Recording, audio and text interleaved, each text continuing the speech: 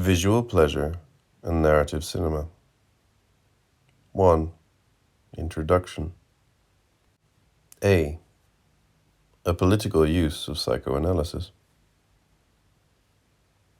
This paper intends to use psychoanalysis to discover where and how the fascination of film is reinforced by pre-existing patterns of fascination already at work within the individual subject and the social formations that have molded him. It takes as starting point the way film reflects, reveals, and even plays on the straight, socially established interpretation of sexual difference, which controls images, erotic ways of looking, and spectacle. It is helpful to understand what the cinema has been, how its magic has worked in the past, while attempting a theory and a practice which will challenge the cinema of the past. Psychoanalytic theory is thus appropriate here as a political weapon, demonstrating the way the unconscious of patriarchal society has structured film form. The paradox of phallocentrism in all its manifestations is that it depends on the image of the castrated woman to give order and meaning to its world. An idea of woman stands as linchpin to the system. It is her lack that produces the phallus as a symbolic presence. It is her desire to make good the lack that the phallus signifies. Recent writing in Screen about psychoanalysis and the cinema has not sufficiently brought out the importance of the representation of the female form in a symbolic order in which, in the last resort, it speaks castration and nothing else. To summarize briefly, the function of woman in forming the patriarchal unconscious is twofold. She first symbolizes the castration threat by her real absence of a penis, and second, thereby raises her child into the symbolic. Once this has been achieved, her meaning in the process is at an end. It does not last into the world of law and language except as a memory which oscillates between memory of maternal plenitude and memory of lack. Both are posited on nature, or on anatomy in Freud's famous phrase. Woman's desire is subjected to her image as bearer of the bleeding wound. She can exist only in relation to castration and cannot transcend it. She turns her child into the signifier of her own desire to possess a penis, the condition, she imagines, of entry into the symbolic. Either she must gracefully give way to the word, the name of the father and the law, or else struggle to keep her child down with her in the half-light of the imaginary. Woman then stands in patriarchal culture as signifier for the male other, bound by a symbolic order in which man can live out his fantasies and obsessions through linguistic command by imposing them on the silent image of woman still tied to her place as bearer of meaning, not maker of meaning. There is an obvious interest in this analysis for feminists, a beauty in its exact rendering of the frustration experienced under the phallocentric order. It gets us nearer to the roots of our oppression. It brings an articulation of the problem closer. It faces us with the ultimate challenge: how to fight the unconscious, structured like a language, formed critically at the moment of arrival of language, while still caught within the language of the patriarchy. There is no way in which we can produce an alternative out of the blue, but we can begin to make a break by examining patriarchy with the tools it provides, of which psychoanalysis is not the only, but an important one. We are still separated by a great gap from important issues for the female unconscious, which are scarcely relevant to phallocentric theory. The sexing of the female infant and her relationship to the symbolic, the sexually mature woman as non-mother, maternity outside the signification of the phallus, the vagina. But at this point, psychoanalytic theory, as it now stands, can at least advance our understanding of the status quo, of the patriarchal order in which we are caught. B. Destruction of pleasure is a radical weapon. As an advanced representation system, the cinema poses questions of the ways the unconscious, formed by the dominant order, structures ways of seeing and pleasure in looking. Cinema has changed over the last few decades. It is no longer the monolithic system based on large capital investment, exemplified at its best by Hollywood in the 1930s, 1940s, and 1950s. Technological advances, 16mm, etc., have changed the economic conditions of cinematic production, which can now be artisanal as well as capitalist. Thus, it has been possible for an alternative cinema to develop. However self-conscious and ironic Hollywood managed to be, it always restricted itself to a formal mise-en-scène reflecting the dominant ideological concept of the cinema. The alternative cinema provides a space for a cinema to be born which is radical in both a political and an aesthetic sense, and challenges the basic assumptions of the mainstream film.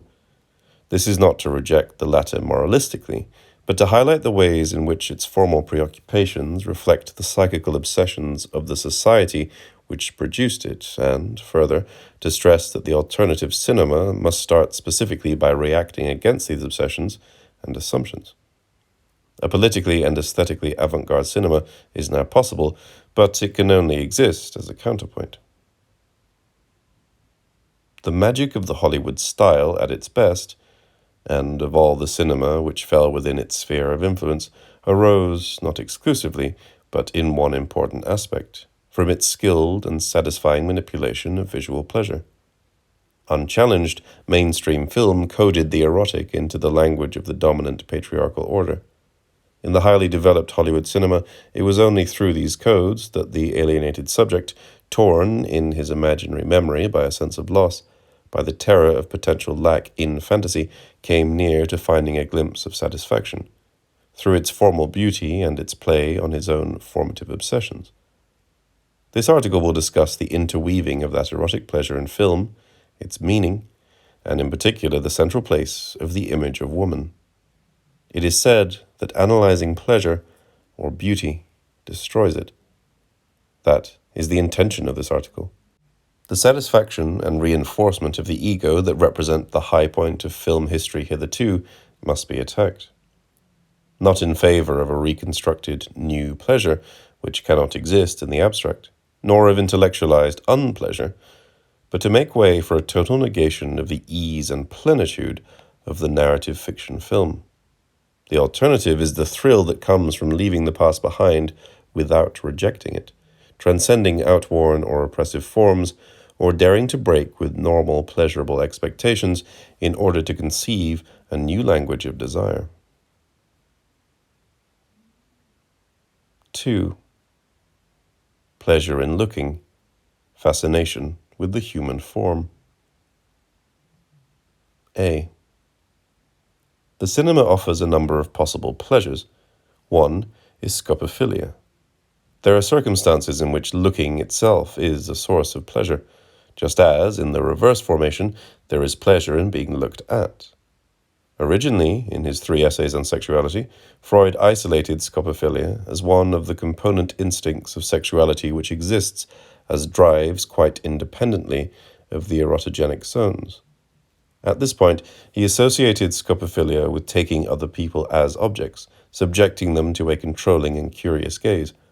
His particular examples center around the voyeuristic activities of children, their desire to see and make sure of the private and the forbidden, curiosity about other people's genital and bodily functions, about the presence or absence of the penis, and, retrospectively, about the primal scene. In this analysis, scopophilia is essentially active. Later, in Instincts and Their Vicissitudes, Freud developed his theory of scopophilia further, attaching it initially to pre-genital autoeroticism, after which the pleasure of the look is transferred to others by analogy. There is a close working here of the relationship between the active instinct and its further development in a narcissistic form.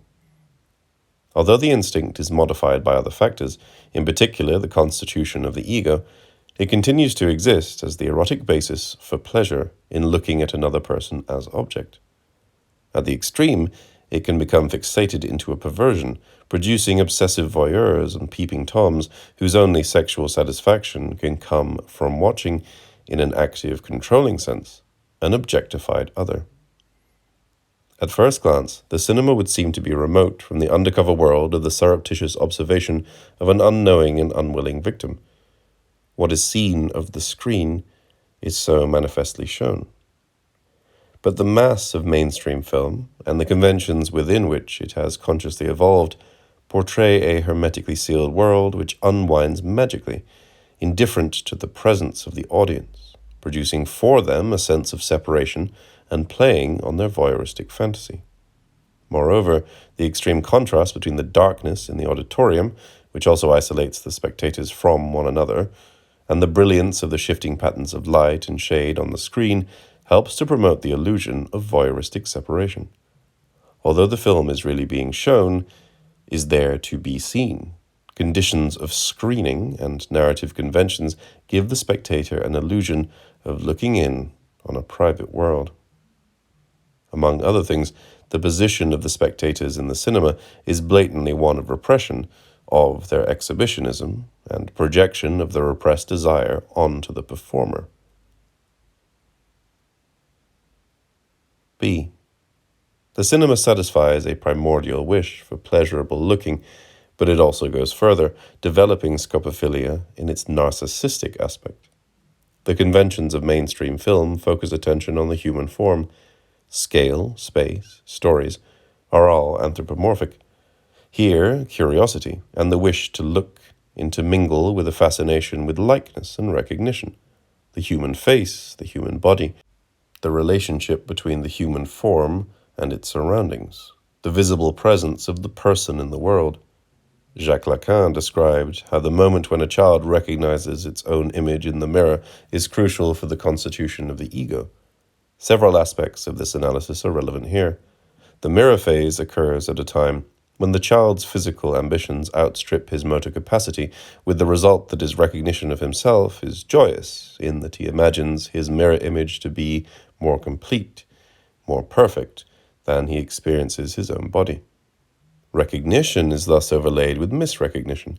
The image recognized is conceived as the reflected body of the self, but its misrecognition as superior projects this body outside itself as an ideal ego.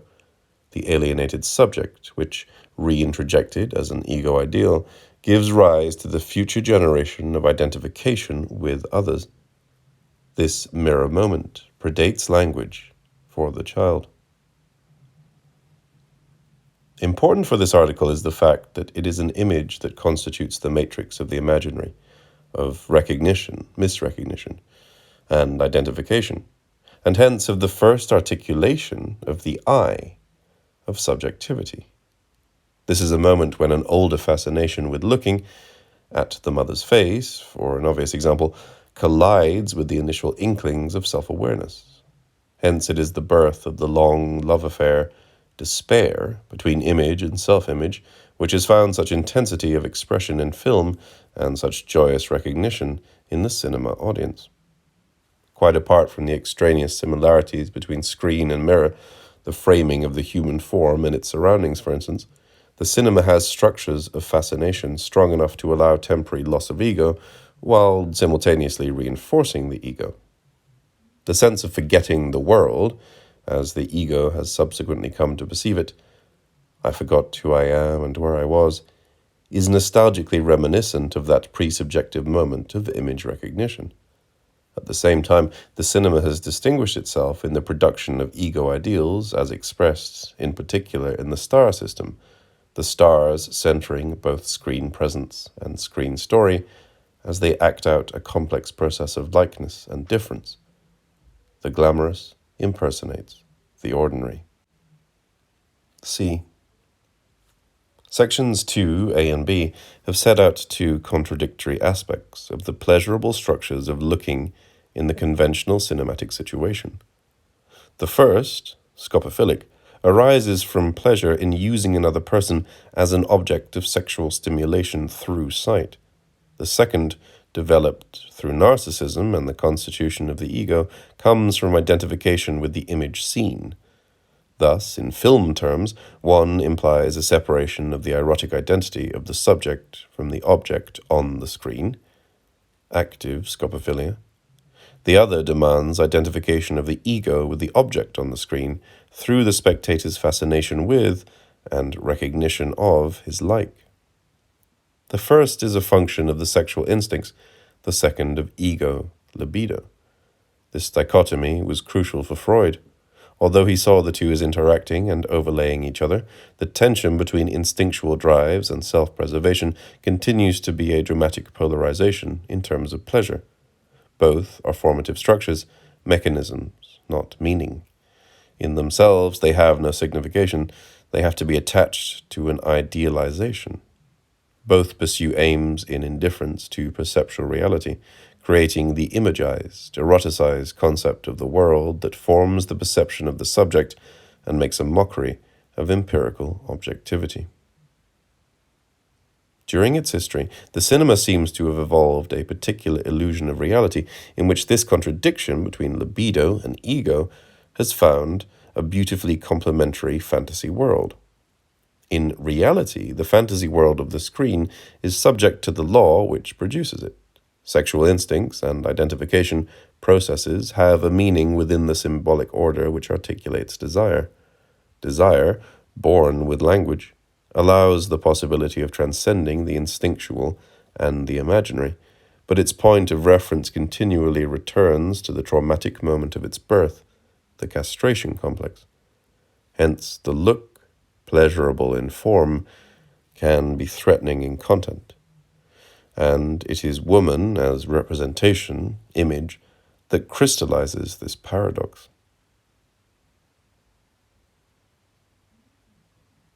3.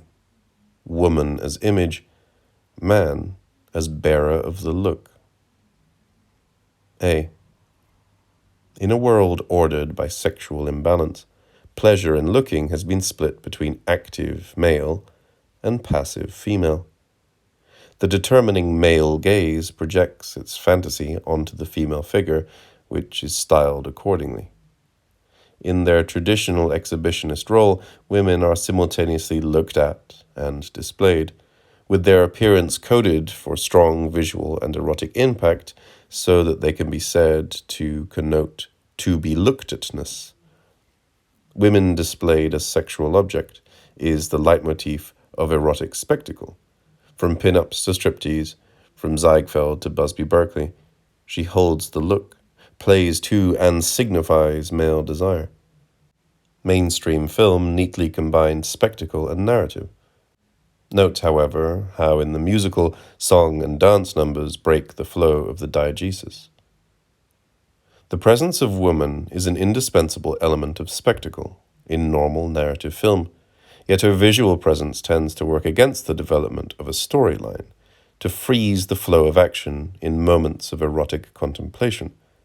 This alien presence, then, has to be integrated into cohesion with the narrative. As Boetticher has put it, what counts is what the heroine provokes, or rather what she represents. She is the one, or rather the love or fear she inspires in the hero, or else the concern he feels for her, who makes him act the way he does. In herself, the woman has not the slightest importance. A recent tendency in narrative film has been to dispense with this problem altogether, hence the development of what Molly Haskell has called the buddy movie, in which the active homosexual eroticism of the central male figures can carry the story without distraction. Traditionally, the woman displayed has functioned on two levels: as erotic object for the characters within the screen story, and as erotic object for the spectator within the auditorium, with a shifting tension between the looks on either side of the screen. For instance, the device of the showgirl allows the two looks to be unified technically without any apparent break in the diegesis. A woman performs within the narrative. The gaze of the spectator and that of the male characters in the film are neatly combined without breaking narrative verisimilitude.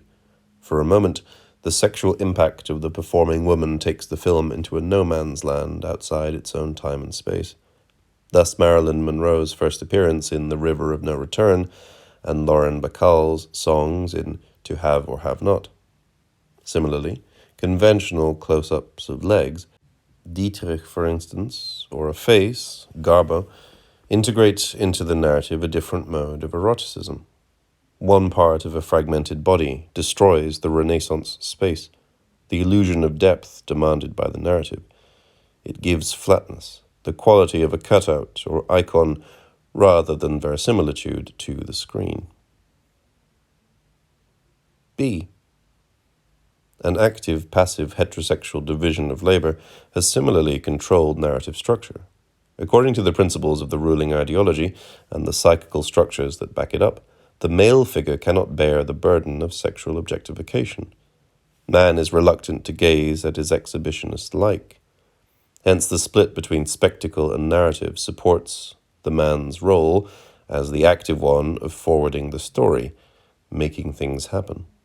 The man controls the film fantasy and also emerges as the representative of power in a further sense, as the bearer of the look of the spectator, transferring it behind the screen to neutralize the extradiegetic tendencies represented by woman as spectacle.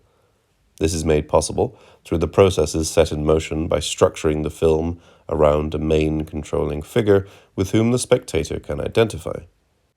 As the spectator identifies with the main male protagonist, he projects his look onto that of his like, his screen surrogate, so that the power of the male protagonist as he controls events coincides with the active power of the erotic look, both giving a satisfying sense of omnipotence.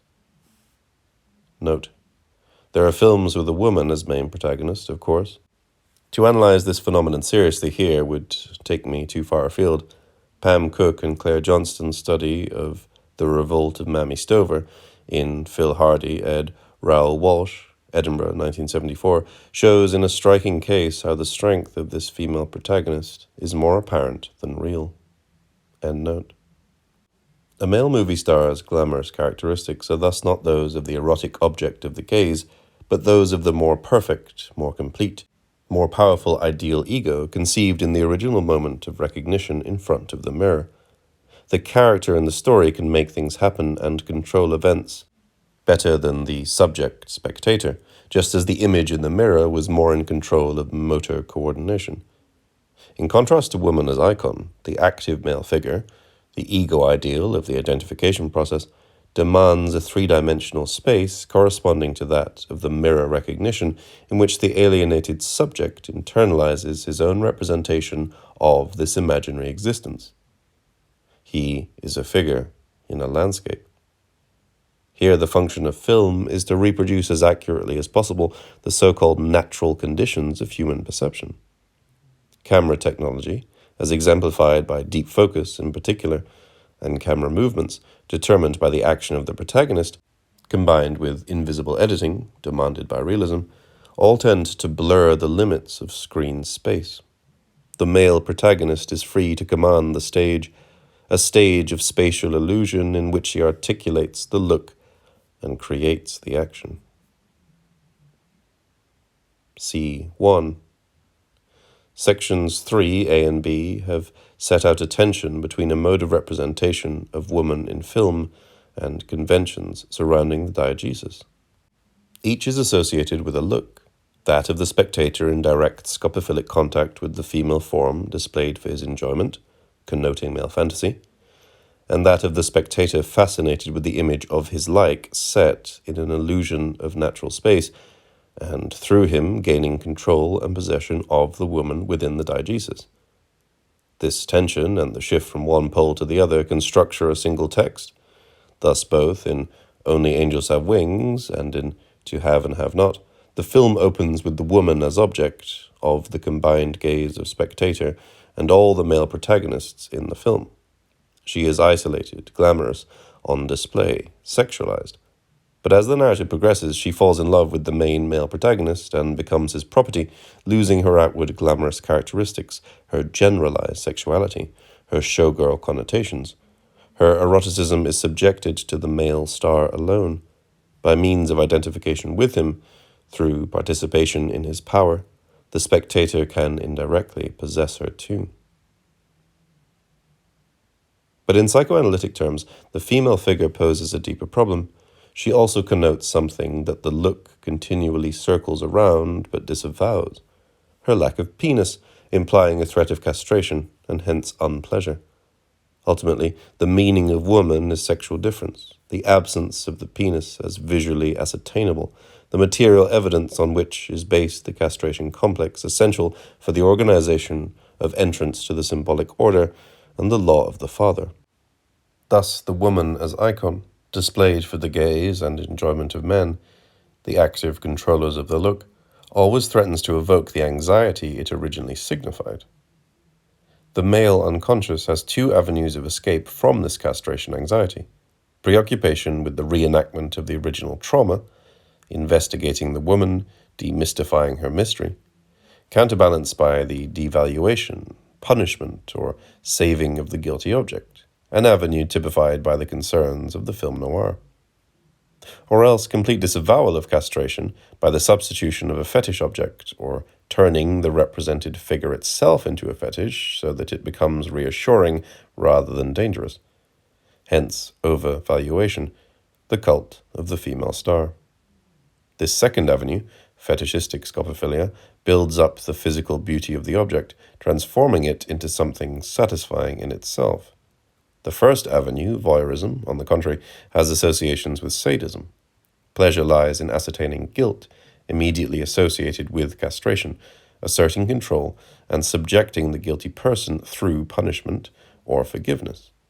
This sadistic side fits in well with narrative. Sadism demands a story, depends on making something happen, forcing a change in another person, a battle of will and strength, victory, defeat, all occurring in a linear time with a beginning and an end. Fetishistic scopophilia, on the other hand, can exist outside linear time as the erotic instinct is focused on the look alone. These contradictions and ambiguities can be illustrated more simply by using works by Hitchcock and Sternberg, both of whom take the look almost as the content or subject matter of many of their films. Hitchcock is the more complex, as he uses both mechanisms. Sternberg's work, on the other hand, provides many pure examples of fetishistic scopophilia. C2. It is well known that Sternberg once said he would welcome his films being projected upside down so that story and character involvement would not interfere with the spectator's undiluted appreciation of the screen image. This statement is revealing, but ingenuous. Ingenuous in that his films do demand that the figure of the woman, Dietrich in the cycle of films with her as the ultimate example, should be identifiable. But revealing in that it emphasizes the fact that for him the pictorial space enclosed by the frame is paramount rather than narrative or identification processes. While Hitchcock goes into the investigative side of voyeurism, Sternberg produces the ultimate fetish, taking it to the point where the powerful look of the male protagonist, characteristic of traditional narrative film, is broken in favor of the image in direct erotic rapport with the spectator. The beauty of the woman as object and the screen space coalesce. She is no longer the bearer of guilt, but a perfect product, whose body, stylized and fragmented by close-ups, is the content of the film and the direct recipient of the spectator's look. Sternberg plays down the illusion of screen depth. His screen tends to be one-dimensional, as light and shade, lace, steam, foliage, net, streamers, etc., reduce the visual field. There is little or no mediation of the look through the eyes of the main male protagonist. On the contrary, shadowy presences like La Bézière in Morocco act as surrogates for the director, detached as they are from audience identification. Despite Sternberg's insistence that his stories are irrelevant, it is significant that they are concerned with situation, not suspense, and cyclical rather than linear time, while plot complications revolve around misunderstanding rather than conflict. The most important absence is that of the controlling male gaze within the screen scene. The high point of emotional drama in the most typical Dietrich films, her supreme moments of erotic meaning, take place in the absence of the man she loves in the fiction. There are other witnesses, other spectators watching her on the screen. Their gaze is one with, not standing in for, that of the audience. At the end of Morocco, Tom Brown has already disappeared into the desert when Amy Jolly kicks off her gold sandals and walks after him. At the end of Dishonored, Cranach is indifferent to the fate of Magda. In both cases, the erotic impact, sanctified by death, is displayed as a spectacle for the audience. The male hero misunderstands and, above all, does not see. In Hitchcock, by contrast, the male hero does see precisely what the audience sees. However, in the films I shall discuss here, he takes fascination with an image through scopophilic eroticism as the subject of the film. Moreover, in these cases, the hero portrays the contradictions and tensions experienced by the spectator. In Vertigo, in particular, but also in Marnie and Rear Window, the look is central to the plot, oscillating between voyeurism and fetishistic fascination. As a twist, a further manipulation of the normal viewing process, which in some sense reveals it. Hitchcock uses the process of identification normally associated with ideological correctness and the recognition of established morality, and shows up its perverted side. Hitchcock has never concealed his interest in voyeurism, cinematic and non-cinematic. His heroes are exemplary of the symbolic order and the law, a policeman, Vertigo, a dominant male possessing money and power, Marnie, but their erotic drives lead them into compromised situations. The power to subject another person to the will, sadistically, or to the gaze, voyeuristically, is turned on to the woman as the object of both. Power is backed by a certainty of legal right and the established guilt of the woman, evoking castration, psychoanalytically speaking. True perversion is barely concealed under a shallow mask of ideological correctness. The man is on the right side of the law, the woman on the wrong. Hitchcock's skillful use of identification processes and liberal use of subjective camera from the point of view of the male protagonist draw the spectators deeply into his position, making them share his uneasy gaze. The audience is absorbed into a voyeuristic situation within the screen scene and diegesis, which parodies his own in the cinema. In his analysis of Rear Window, Douchet takes the film as a metaphor for the cinema. Jeffries is the audience. The events in the apartment block opposite correspond to the screen. As he watches, an erotic dimension is added to his look, a central image to the drama. His girlfriend Lisa had been of little sexual interest to him, more or less a drag, so long as she remained on the spectator side. When she crosses the barrier between his room and the block opposite, their relationship is reborn erotically.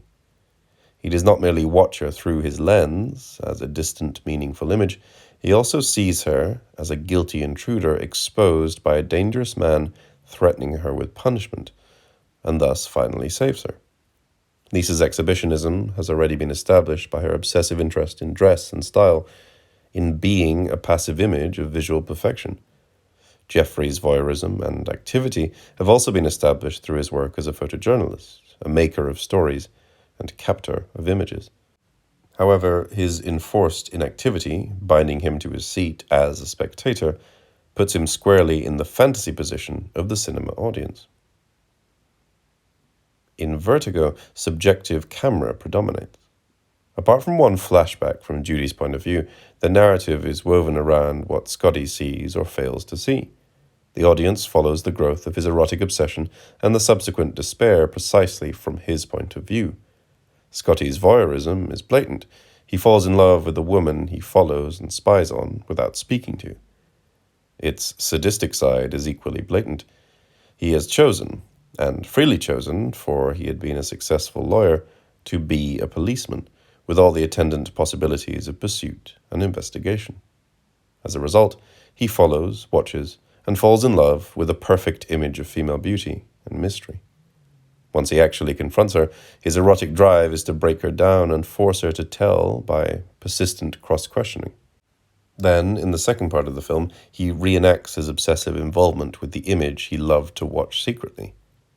He reconstructs Judy as Marilyn, forces her to conform in every detail to the actual physical appearance of his fetish. Her exhibitionism, her masochism, make her an ideal passive counterpart to Scotty's active sadistic voyeurism. She knows her part is to perform, and only by playing it through and then replaying it can she keep Scotty's erotic interest.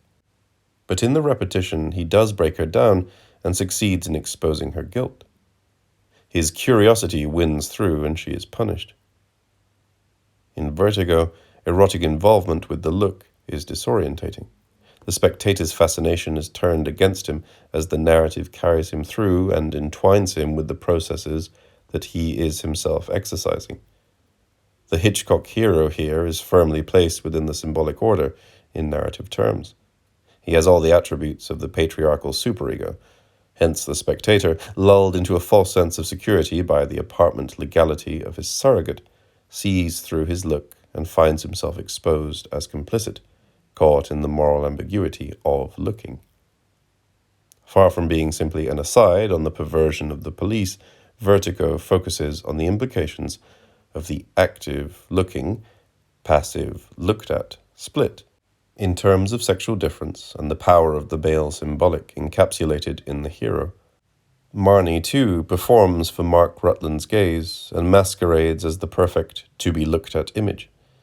He, too, is on the side of the law until, drawn in by obsession with her guilt, her secret, he longs to see her in the act of committing a crime, make her confess, and thus save her. So he, too, becomes complicit as he acts out the implications of his power. He controls money and words. He can have his cake and eat it. 4. Summary. The psychoanalytic background that has been discussed in this article is relevant to the pleasure and unpleasure offered by traditional narrative film. The scopophilic instinct, pleasure in looking at another person as an erotic object, and, in contradistinction, ego libido, forming identification processes, act as formations, mechanisms, which this cinema has played on. The image of woman as passive raw material for the active gaze of man takes the argument a step further into the structure of representation, adding a further layer demanded by the ideology of the patriarchal order as it is worked out in its favorite cinematic form, illusionistic narrative film. The argument turns again to the psychoanalytic background in that woman as representation signifies castration, inducing voyeuristic or fetishistic mechanisms to circumvent her threat. None of these interacting layers is intrinsic to film, but it is only in the film form that they can reach a perfect and beautiful contradiction, thanks to the possibility in the cinema of shifting the emphasis of the look. It is the place of the look that defines cinema, the possibility of varying it and exposing it. This is what makes cinema quite different in its voyeuristic potential from, say, striptease, theatre, shows, etc. Going far beyond highlighting a woman's to-be-looked-atness, cinema builds the way she is to be looked at into the spectacle itself, playing on the tension between film as controlling the dimension of time, editing, narrative, and film as controlling the dimension of space, changes in distance, editing. Cinematic codes create a gaze, a world, and an object, thereby producing an illusion cut to the measure of desire. It is these cinematic codes and their relationship to formative external structures that must be broken down before mainstream film and the pleasure it provides can be challenged. To begin with, as an ending, the voyeuristic scopophilic look that is a crucial part of traditional filmic pleasure can itself be broken down. There are 3 different looks associated with cinema: that of the camera as it records the pro-filmic event, that of the audience as it watches the final product, and that of the characters at each other within the screen illusion. The conventions of narrative film deny the first 2 and subordinate them to the third, the conscious aim being always to eliminate intrusive camera presence and prevent a distancing awareness in the audience. Without these 2 absences, the material existence of the recording process, the critical reading of the spectator, fictional drama cannot achieve reality, obviousness, and truth. Nevertheless, as this article has argued, the structure of looking in narrative fiction film contains a contradiction in its own premises. The female image as a castration threat constantly endangers the unity of the diegesis and bursts through the world of illusion as an intrusive, static, one-dimensional fetish. Thus, the 2 looks, materially present in time and space, are obsessively subordinated to the neurotic needs of the male ego. The camera becomes the mechanism for producing an illusion of Renaissance space, flowing movements compatible with the human eye, an ideology of representation that revolves around the perception of the subject. The camera's look is disavowed in order to create a convincing world in which the spectator's surrogate can perform with verisimilitude. Simultaneously, the look of the audience is denied an intrinsic force. As soon as fetishistic representation of the female image threatens to break the spell of illusion, and the erotic image on the screen appears directly, without mediation, to the spectator, the fact of fetishization, concealing as it does castration fear, freezes the look, fixates the spectator, and prevents him from achieving any distance from the image in front of him. This complex interaction of looks is specific to film. The first blow against the monolithic accumulation of traditional film conventions, already undertaken by radical filmmakers, is to free the look of the camera into its materiality in time and space, and the look of the audience into dialectics, passionate detachment. There is no doubt that this destroys the satisfaction, pleasure, and privilege of the invisible guest, and highlights how film has depended on voyeuristic active-passive mechanisms. Women, whose image has continually been stolen and used for this end, cannot view the decline of the traditional film form with anything much more than sentimental regret.